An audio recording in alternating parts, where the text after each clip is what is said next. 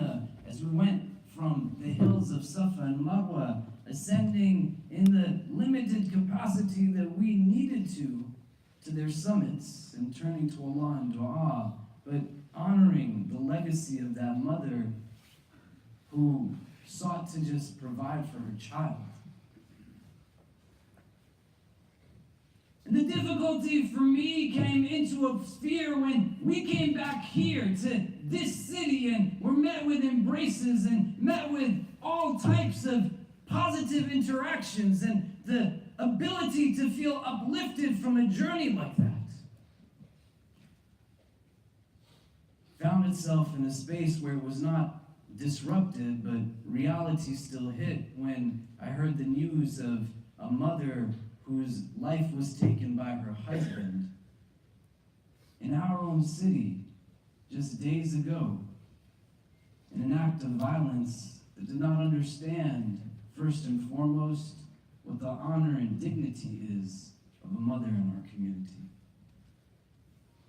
That a Muslim man who was known to have a pattern of physical violence against his wife not only stabbed his wife to a point where she succumbed to the wounds, but when the child tried to intervene, he struck her also. May Allah protect us from this. And to understand and recognize that we play a role, first and foremost, in being aware, to not trivialize, but this couple leaves behind 4 children that have right and responsibility towards us, that if no one else, we know their story and we step up to do for them. That many in our own community were friends of these young people. The oldest of them was 20 years of age, a young man with 3 younger sisters, one of whom stood and saw her father take her mother's life. The importance of this is not something that can be undermined, but to think and actualize for within ourselves, not even the role of the father, because the hadith says that who is it that has the most right over you? And the Prophet says, your mother. And he's asked again, and he says, your mother. And he asks again, and he says, your mother. And then thereafter, he says, your father.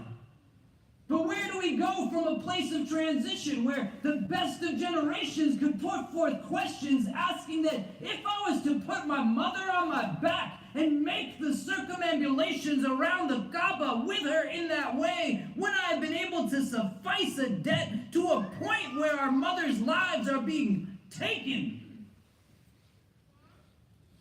But our hearts feel what? The examples of mercy and compassion that are given indication to us, that should resonate deep within so that we never become individuals that allow for even an iota of tolerance, turning our cheeks in any direction other towards that which is about the restoration of equity and justice in pursuit of a relationship with the divine, a zawjah. Says that you can't be in a place where you let anybody mistreat your mother, even you yourself. The relationship that you are blessed to have and privileged to have, where even if that woman is not your mother, but she's somebody else's, Jannah is still at her feet, man. So if you think it's somehow justifiable through text, that you can raise your voice or raise your hand, I don't know whose sunnah you're following. Because ours was a prophet who his wife said of him, لَمْ يَضْرِبْ رَسُولُ اللَّهِ إِمْرَأَةً وَلَا غُلَامًا وَلَا وَلَدًا قَطْ, that the messenger of God, peace and blessings be upon him, never struck a woman or a servant or a child ever. But he called for the elevation of mindfulness and consciousness, a recognition of the restoration of real beauty. That you can ask anybody who went this year with us or has gone on their own, that when you sit in the city of Medina al-Munawwara, it is just tranquility and calmness. The barakah, the blessing is just apparent. get to a space where you understand what it was that this man called for. And to allow for us to first and foremost understand and affirm the rights that these women have over all of us as men and women, and our responsibility to build healthy communities that give indication as to what it means to actually be a man from the standpoint of an Islamic paradigm. And not forego the importance of what it means to just treat parents with respect and dignity. And this is not to say that there aren't those who are not good parents. May Allah protect us from it. That clearly, even in this scenario, there was a man who had no idea what it meant to be a man. But it doesn't undermine the fact that the importance is still there. Can we have everyone please move up? You come in close. Imam Bukhari, rahimahullah, many of us who know him as one of the more prolific hadith collectors within the Sunni tradition, whose sahih is something that is studied across communities in the world for generations and likely will continue to be a source of benefit for generations to come. Another text that he authors is called Al-Adab al-Mufrad, a book of hadith that is essentially just about the etiquette that we are meant to embody. Narrations that just speak about character, virtue, values. And it's a long book. But the first chapter that he starts out with is about dutifulness to one's parents. Why does he do that? Why doesn't he talk about honesty? Why doesn't he talk about patience? Why doesn't he talk about compassion? Why doesn't he talk about feeding the needy? Why doesn't he talk about building water wells? Why does he pick that first? And I want you to just think for a moment. Look deep within and try to assess and affirm for yourself not just what your treatment is of these people when they are in your presence, but also when you are away from them. How are you honoring that relationship? When Allah interjects us into this world, when we come from that space of Alastu bi Rabbikum, am I not your Lord? And we are now put into dunya, the literal first abode that we are given is a place of mercy that does not exist external to anything, but you and I, each one of us, is carried in the manifestation of mercy in this world, the rahim, the womb of the mother. That the Prophet literally says that it is but just an extension of Ar-Rahman. The poet, he tells us of the young boy who becomes engaged in conversation with an elderly man who is in pursuit of that young boy's mother. And he says to the young boy that if you were to bring me her heart, that I will give you so much in return. And whether he was speaking metaphorically or literally, the young boy, he takes it in the most literal of senses. So he goes to his mother, and then he takes from her her physical heart, killing her in the process. And as he runs now with the heart to the other man to get what it was that he was trying to chase after, he stumbles and he falls. And he hurts himself somewhat. And as the poem goes, the young boy, he lifts himself up and he takes the dust off of himself. He looks at where the scrapes and the wounds are.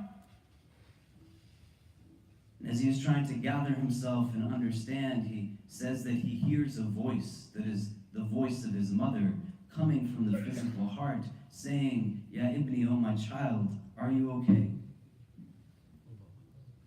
And the young boy, he picks up that heart and he tries now as best as he can, as he has come to a place of consciousness and awareness of what it was that he actually just did. He's trying to clean it and remove the dirt and all of the dust and everything else that's there. And when he gets to a place where he can't contain it any longer, the same knife through which he took his mother's heart, he raises it to strike himself. As the poem goes, before he can deliver a fatal blow, he hears the voice yet again of his mother, saying that, "Oh, my son, you have already killed me once. Do not kill me again." I want you to just think for yourself. You be in a space where you understand where and how that relationship factors into your life. And I'm a father, and I'm saying to you that leave that one aside. We're not talking about parents, we're just talking about mothers. But there's a pushing down, perhaps, of ideas and opinions, conversations that run in abundance that say that, well, you just don't get it, you don't understand. Or my own son, who is 3 years old, may Allah bless him, he's not in a place where he has accountability. He's a child. But I've witnessed with my own eyes, after being in a delivery room when my daughter was born, seeing my wife go through an act that is so painful, it can only be called labor. Hours and hours. And then watching the same with my child. And whenever it is that even our babies might say a word that can come across hurtful, that pain is much greater than even that act of physical labor, man.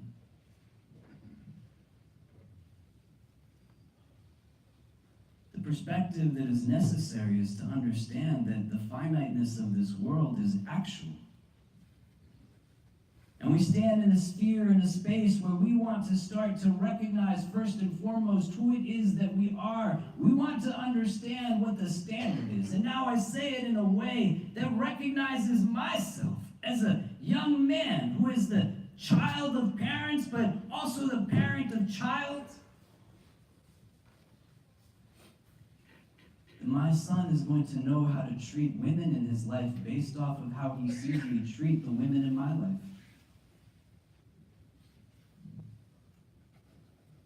So if he sees me mistreat my wife, if he hears me yell at her and scream at her, if he gets to a place where his 3-year-old ears, his 3-year-old eyes, his entire being as a young man is going to get to this place,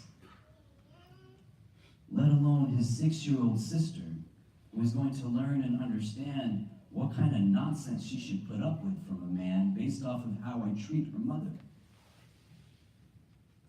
The relationship doesn't stop just because she's not your mother.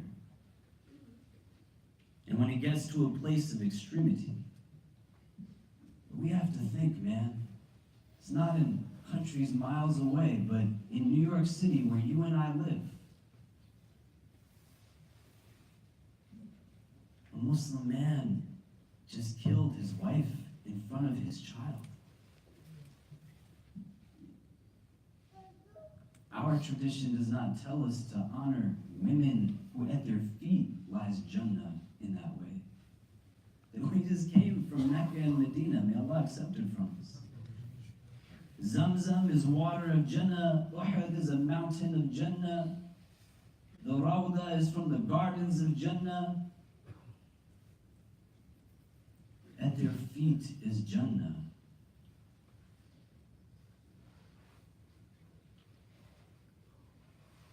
Where we play that role starts from self-recognition.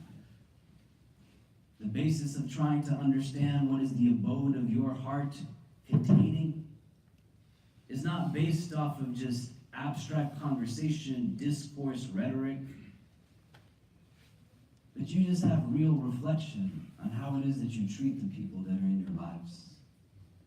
You want to know what's going on in here? Think about what you do to those that are closest to you.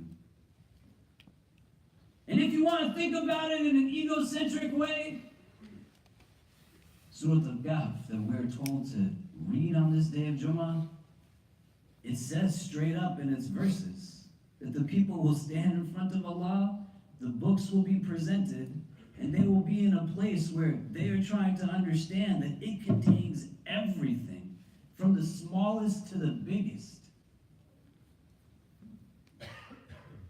And so that admonition that says, don't even say oof to them, will have recorded every oof. And moving away from the prism of saying that you don't want to be in this negative sphere, the idea is to transition to a place of positivity and to be overt. I'm just going to tell it to you because, yeah, you can be frustrated, we can be irritated, things can be annoying. And again, as a disclaimer, some people get to a place where their parents are not good to them. May Allah protect us from that and make us those who honor the rights of our children. But in some instances also, that's not what it is. So for those women who did for you, carried you, provided for you, raised you and nurtured you, for those women who took care of your house so that you could get your degree, so that you could have your job, so that your children were raised even when you weren't there. The women who didn't even tell you what it felt like when they went to doctor's appointments by themselves, or they went to delivery rooms by themselves, or they were shipped to someone else's house for the first 6 months or 2 years of their child's existence because you weren't there for them.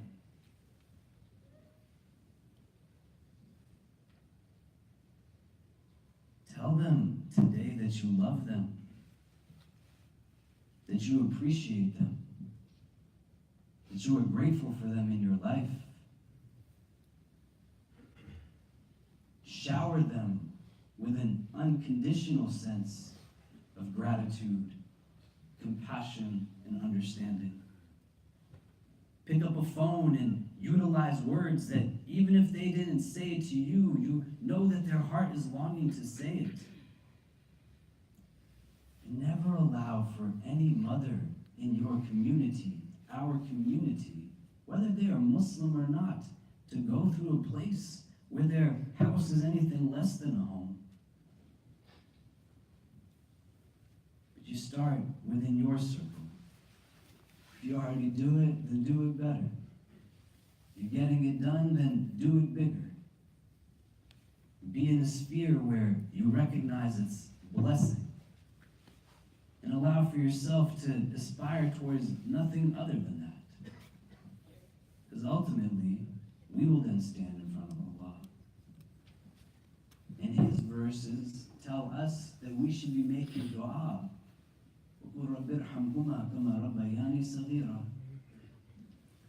Let alone the beauty of supplication that is calling for the elevation of a woman whose feet tread on Jannah, man. How many words has that tongue spoken that is the complete opposite? You don't want to get stuck in what was, nor do you want the preoccupation to be what will be so far. Just today, this day of Jumaah, do what it is that you were able to let a woman in your life know just how meaningful she is to you. A mother who sacrificed, toiled, went through a lot, so that she knows that it's not left to assumption, but there is that sense of appreciation, that sense of gratitude, that even if we can't pay it back, man, it doesn't mean that we shouldn't try. أقول قولي هذا واستغفر الله لي ولكم ولسائر المسلمين فاستغفروه إنه هو الغفور الرحيم.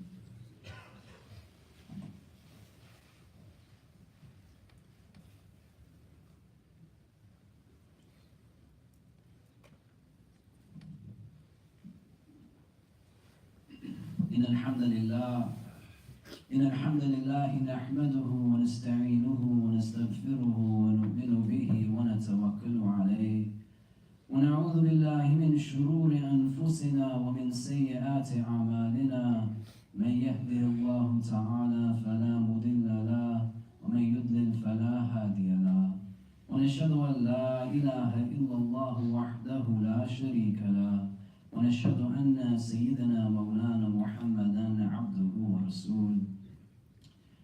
Before we make some announcements and du'as, I'll say just a few more things. It doesn't matter if they're Muslim or not, if you were a convert or not, nor should you take away from converts the relationships that they have with their parents, especially their mothers. If you are in a sphere where you try to understand, well, what can I do for them, that you express gratitude, you express love, you give gifts, but also pray for them, make dua for them. This is hadith that the Prophet says that from amongst the things that will benefit us after our passing, that it will be a believing child that we leave in our wake to pray for us. Engage in acts of charity with the intention of being able to pass that on to those people. When you ask the question of what can I do, it shouldn't be rooted in a self-deprecating reflection. It should be in a reflection that's empowering and uplifting, that when you ask the question of what can I do, you actually answer it, and then you go and get it done.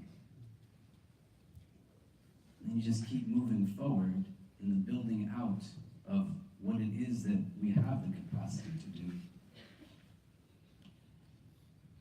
So we had a few announcements before we make dua. As I mentioned in the khutbah, we have the unfortunate news of a family that is in the New York City community.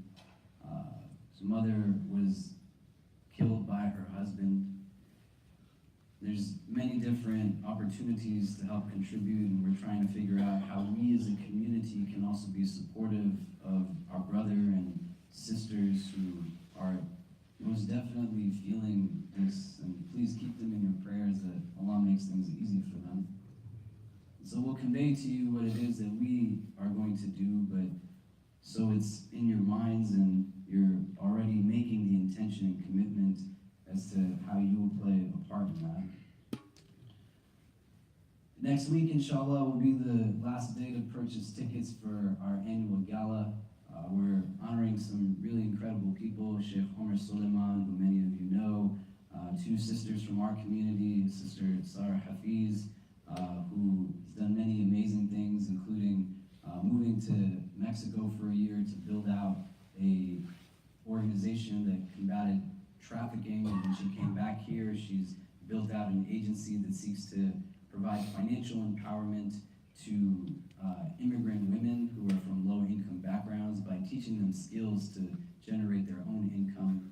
Another sister who's an alum of our school by the name of Hannah, who started an organization as a student to take leftover food from events and distribute it to people in need, and has to date saved over 600,000 pounds of food and delivered a similar number of meals to people in need, mashallah. And a brother named Tariq Azim, who's from California, who works as a trainer for many well-known sports athletes and implements a lot of spirituality and purification of the heart into his wellness programs and projects. So please do get your tickets. They're also almost sold out. We have registration open for our Hajj for this coming summer, inshallah. Myself, Sheikh Fayaz Jafar, Sheikh Dawood Yassin, and Sheikh Nadal, who many of you know, she's Sheikh Dawood's wife, will be joining us as group leaders, and if the group kind of exceeds the numbers that we already have, we'll continue to add on people to help facilitate. It's open to everybody. Feel free to please apply with your families and others. I would encourage you, if you have the means to go for Hajj, you should go, even for the purpose of it fulfilling the obligation, but as a process of self-transformation. It's something you don't want to leave till you're older, because it's also a very physically strenuous journey. The sadaqah from today is going to be going to the IC, so whatever you can give, inshallah, would be appreciated. All of our programs are supported and rely on community contributions, so we appreciate whatever it is that you can offer. It's a few du'as that we were asked to make. Our sister Henna Ashraf, who's a member of our community, her father, Sayyid Muhammad Hussein Ashraf, passed away recently. Please make dua for his maghfirah. Also, a family member of our brother Sayyid Firdaus, Sayyid Shamim Ahmed, passed away in Pakistan, in Karachi. We were asked to make dua for the Zafar family, who has been going through ongoing financial issues. They were recently evicted from their home and are dealing with a lot of housing instability. Please make dua that Allah grants them ease at this time and sends them those who will be the best of supporters to help them through it. One of our students, named Zarif Ishmam, his maternal grandmother has been put on life support and is very ill. He's asked that we make dua for her. Please make dua that Allah grants her a complete shifa and a quick and easy recovery. He sends peace upon all those who find themselves in any type of distress or ailment. إن الله وملائكته يصلون على النبي يا أيها الذين آمنوا صلوا عليه وسلموا تسليما اللهم صل وسلم وبارك على سيدنا محمد في الأولين وفي الآخرين اللهم صل وسلم وبارك على سيدنا محمد وعلى آله وصحبه وبارك وسلم يا أرحم الراحمين اللهم إنك عفو كريم تحب العفو فاعف عنا يا مقلب القلوب ثبت قلوبنا على دينك اللهم اجعلنا من المخلصين اللهم اجعلنا من المخلصين اللهم اجعلنا من المخلصين. We begin this supplication in your name, Ya Allah. We beseech you to send your choicest salutations upon your most beloved sallallahu ta'ala alayhi wasallam. We ask that you shower your infinite mercy upon this gathering, granting each and every one who is present herein and our loved ones only the best in this world and the best in the next. We ask, Ya Allah, that if all of us are meant to be together only at this time, at this place, whether we are young or old, male or female, regardless of our race, our ethnicity, our social class, our country of origin, our cultural heritage, whether we are Muslim or come from a different walk of life, Ya Rabbi, if our individual hearts are meant to be in the presence of all of their hearts that are gathered here, only at this time, at this place, and gather us all together again in the best of places in the world beyond this one. Increase us, Ya Allah, in all that is good. Increase us in courage, compassion, and confidence. Protect us from any affliction, anxiety, or anguish. Remove from our hearts any feelings of bitterness, jealousy, animosity, or envy towards any of your creation. Grant us hearts that are filled with understanding and mercy, hearts that are filled with love and hope, hearts that are drawn towards your remembrance. For indeed, in your remembrance do hearts find rest.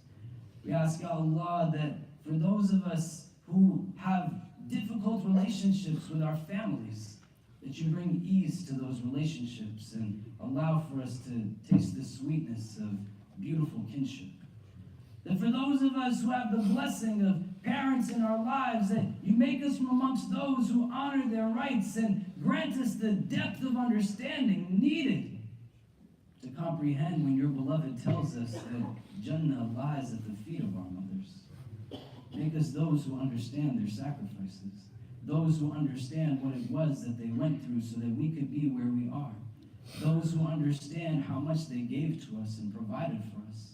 Make our tongues wet with prayers and du'as on their behalf. Give us the strength to wake up before that sun has gone above the horizon so that if we need the motivation for that Fajr prayer, we see her face each and every time and make it enough of a motivation for us. That if we are wondering as to why we should get up from our desks in the middle of the day for Dhuhr and Asr, that when the sun is setting and we are deciding should we catch the earlier train or should we wait for a moment, or if we decide that we will keep pushing the Isha prayer later and later and later until it gets to a point where sleep just overcomes us, let our hearts always remember those mothers who did so much for us. And for their sake, make us those who commit to those du'as and prayers that only we can utter with sincerity as children of theirs. And accept each prayer, Ya Rabb. give to them only the best in this world and the best in the next. And those of us who are husbands, make us those who treat our wives with goodness and respect. And to remember that our children are watching, and what we instruct them by will also be a means of either benefit or detriment for us or against us. That for those of us who are in spaces where we are blessed to be in such a relationship, to always remember it as a ni'mah, as a blessing, and to seek your forgiveness when we forget. Make us those who never hurt others, Ya Allah, and allow for us to always be those who bring benefit to your creation. On this day of Jumaah, bring us opportunities in abundance to do good, and grant us the tawfiq to see each opportunity and not let it pass us by. Protect us always from hearts that are not humble, tongues that are not wise, and eyes that have forgotten how to cry. Forgive us for our shortcomings and guide and bless us all. ربنا تقبل منا إنك أنت السميع العليم وتب علينا يا مولانا إنك أنت التواب الرحيم وصلى الله تعالى على خير خلقه محمد وآله وصحبه أجمعين برحمتك يا أرحم الراحمين وأقم الصلاة.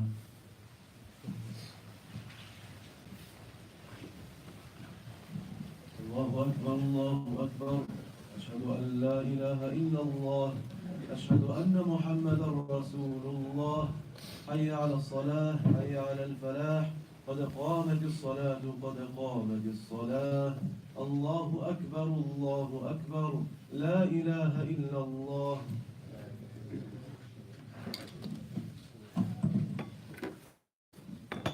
Strain your lines shoulder to shoulder, inshallah, fill the gaps. Verily the formation of your sufood is part of your salah. Keep in mind you're standing in front of Allah subhanahu wa ta'ala, so praise if this is your last prayer, inshallah. Also, please take the time to silence any electronic devices that you might have with you, so as to not distract one another during the course of the prayer. If we line up the back of our heels instead of the front of the toes, the lines will be a little bit straighter. If you just make sure that it's not curving in the middle, the straightness of the line is a key factor to the acceptance and just the overall impact of our prayer. So please do your best to make the rows as straight as possible. May Allah accept those.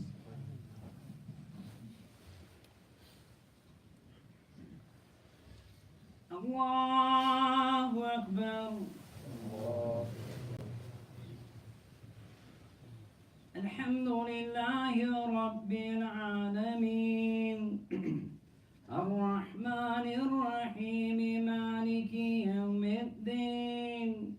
إياك نعبد وإياك نستعين اهدنا الصراط المستقيم صراط الذين أنعمت عليهم غير المغضوب عليهم ولا الضالين آمين. والعصر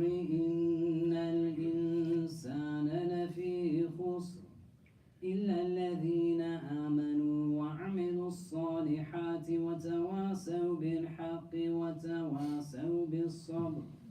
الله أكبر.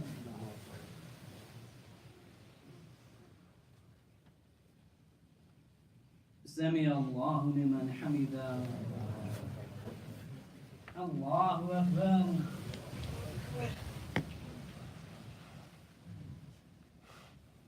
الله أكبر. الله أكبر.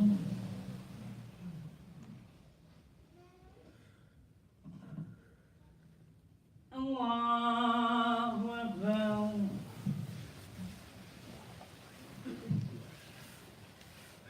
الحمد لله رب العالمين الرحمن الرحيم مالك يوم الدين إياك نعبد وإياك نستعين اهدنا الصراط المستقيم صراط الذين أنعمت عليهم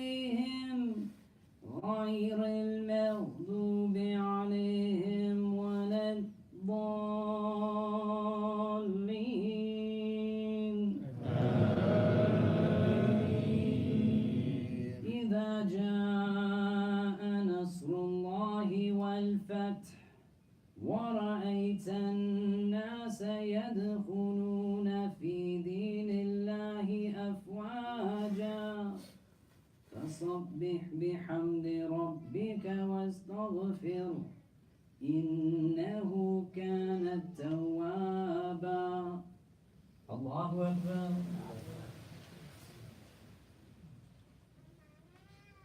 سمع الله لمن حمده. الله أكبر.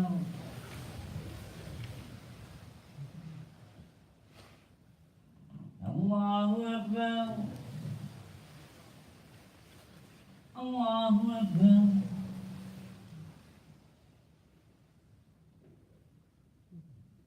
الله أكبر.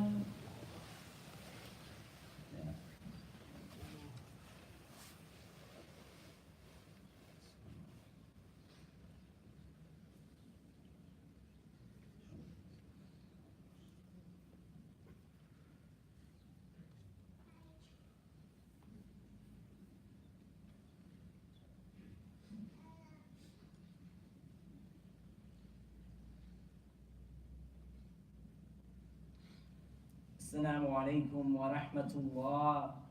السلام عليكم ورحمة الله.